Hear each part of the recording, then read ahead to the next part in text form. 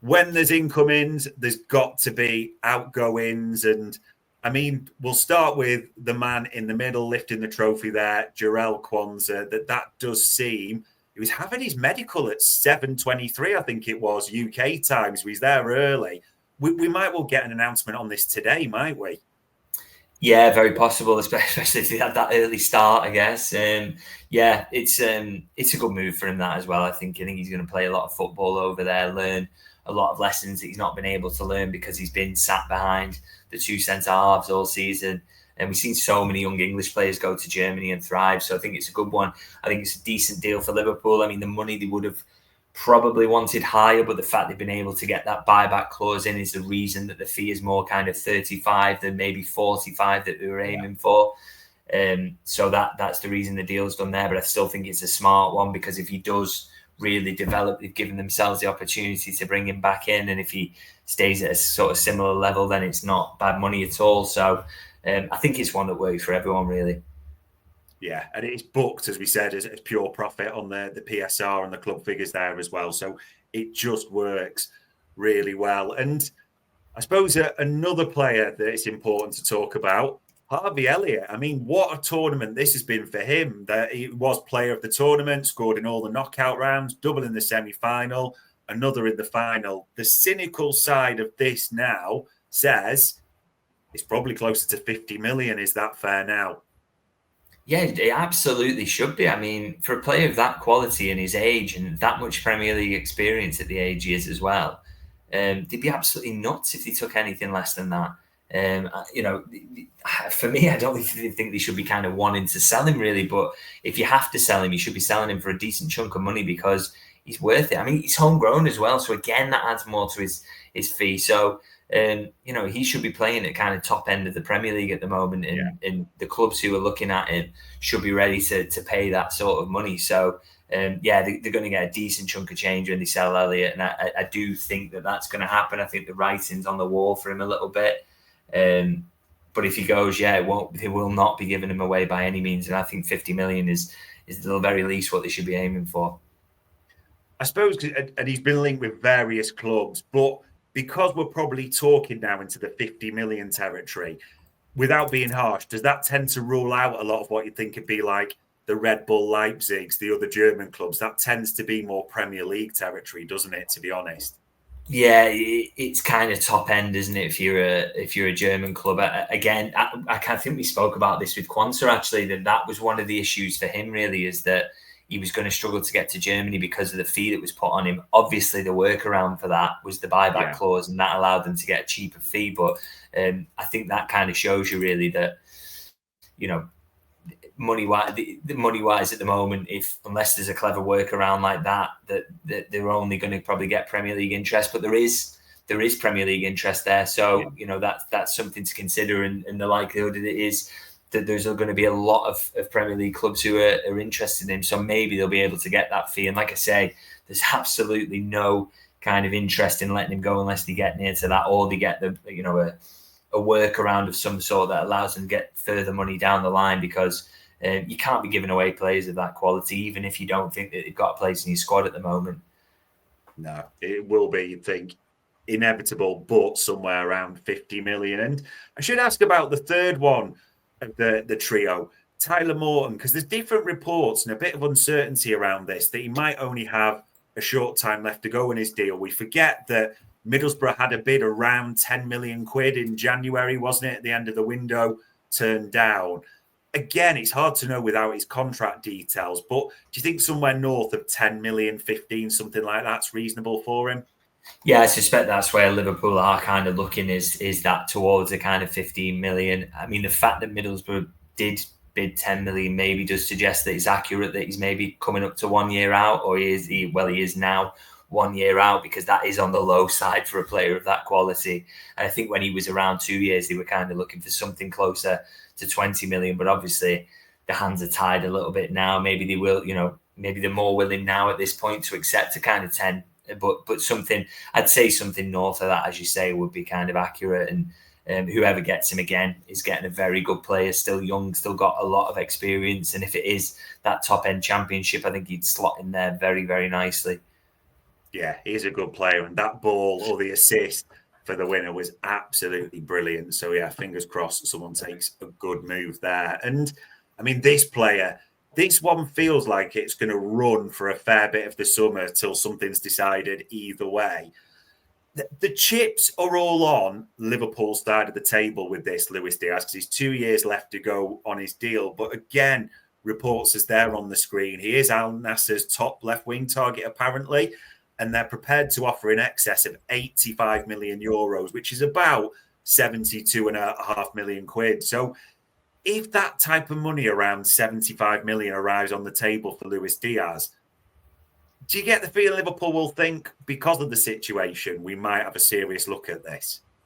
Yeah, definitely. I mean, as much as he's kind of not for sale as far as Barcelona are concerned, it's a different matter when a club comes and puts those sorts of terms on your table for a player who's 28 and has 2 years left on his contract. So, because everyone's not for sale up to a point, and I think that would be the point, is when that kind of money comes in. The big question here that just doesn't keep, I haven't yet to see an answer from anyone kind of close to Diaz's camp, is whether he's ready to go to Saudi or not. Yeah. I haven't seen anything that makes me think definitely yes. But if he does give them the green light and he's keen on that and he come in with that sort of money, it's a bit of a no-brainer for Liverpool, quite frankly. And this is the kind of thing they've been waiting for with Diaz is, we will keep him up until the point that someone gives us the money that makes it very, very straightforward for us to sell. So we're not quite at that stage. I don't think he has given the green light to Al Nassr, and until he does, they won't come in with a bid. So, we wait and see whether that happens. But yes, my expectation and my understanding is that Liverpool would come to the table for that kind of money, because they'd be crazy not to, really. And then that's when you would start seeing movement in terms of, the other potential names that are coming in that attack. But these things have to happen, and we can talk about it and speculate around whether it's going to happen or not. But the money has to be there, the offer has to be there, and we're not quite at that stage, and we don't yet know if he wants to go to Saudi yet. Yeah, it does feel like if he wants the wage increase, this new contract that everyone's talking about, and as Pipe Sierra had said last show, this camp are disappointed. Well, it's going to have to be Saudi or possibly no one for the amount we're talking at the same time. So we'll see if anything rumbles on that one. And this one, it's maybe not quite rumbling the way we want. We talked about Darwin Nunez last week and the Napoli interest in him. Now, I don't know if this is the best turn for us, that there's still apparently a significant gap as it's put in valuation. And Napoli looking at another striker, I've never heard of him personally, but Lorenzo Luca, 5 Italian caps, Udinese striker as well. This doesn't spell good news for a Darwin Nunez to Napoli transfer, does it? I don't know, though, because I'm interested in the reporting around that and kind of how it's worded around the Lorenzo Luca interest. It's kind of like, well, look, we've got this other option and we could get this done absolutely anytime we want to. Well, all right, then go and do it, because, Liverpool are like, well, this is what we value Nunez at, and if you're not going to pay it, then maybe you can go and get your mate Lorenzo and see how he gets on. It's clear that they want Nunez, and he is the target that he would ideally get. So I think this is just a little bit of kind of, putting themselves in a position, trying to, put it out there that, we've got alternatives. Liverpool used to kind of do this quite a lot in negotiations as well. I think it's nonsense, really, and it doesn't make me feel any less confident that a deal will get done. I still think there's room for kind of a compromise to be reached around £50 million or so.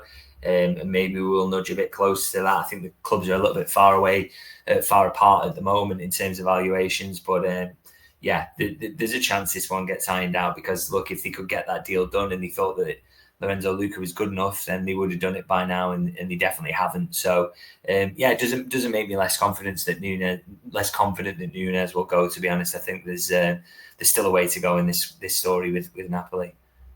Will be interesting to see. I mean, it is a bit of speculation, and people have talked about Nunez's book value being at 20 million or just over on that.